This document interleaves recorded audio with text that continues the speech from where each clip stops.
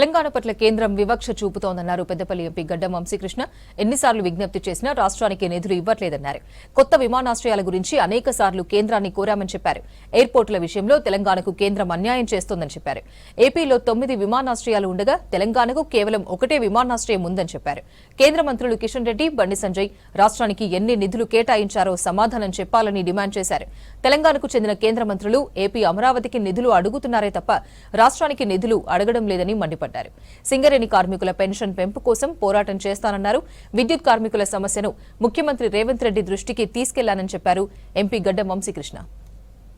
ఏదైతే రాజ్యాంగ కుట్రలు చేస్తున్నారో బీజేపీ పార్టీ మీరందరూ చూస్తున్నారు. ఏదైతే డీలిమిటేషన్ అని చెప్పి కొత్తగా తీసుకొచ్చి, ఎందుకంటే దక్షిణ ప్రాంత రాష్ట్రాలన్నీ బీజేపీని తరిమి కొట్టినారు ఎలక్షన్స్లో.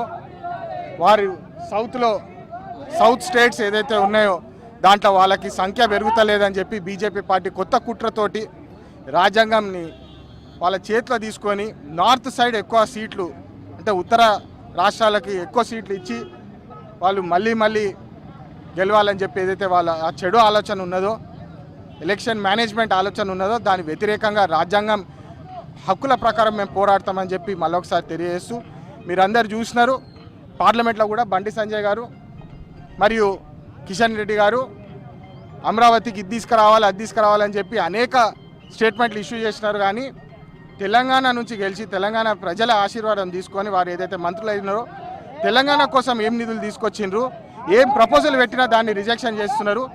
ప్రత్యేకంగా పెన్షన్ స్కీము కిషన్ రెడ్డి గారి మినిస్ట్రీ కింద వస్తుంది. అది నేను వారిని అనేక సార్లు కలిసినాను. పెన్షన్ ముఖ్యమైన విషయము. సింగరేణి రిటైర్డ్ కార్మికుల కోసం పెన్షన్ కూడా పెంచాలా, 10,000 రూపాయల కోసం పెంచాలా. మన రైట్ఫుల్ నిధులు ఏదైతే వచ్చేది ఉందో అది వచ్చేదాకా పోరాడతాము.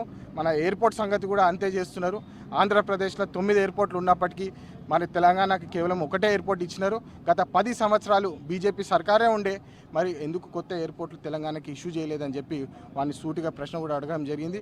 రామ్నాయుడుని కూడా అడిగినది జరిగింది, కానీ వాళ్ళు దాని మీద స్పందిస్తలేరు.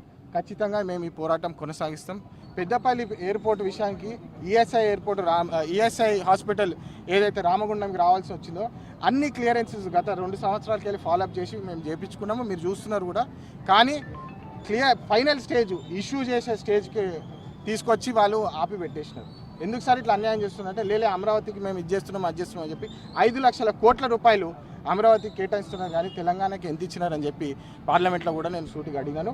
దీని గురించి మేము ఖచ్చితంగా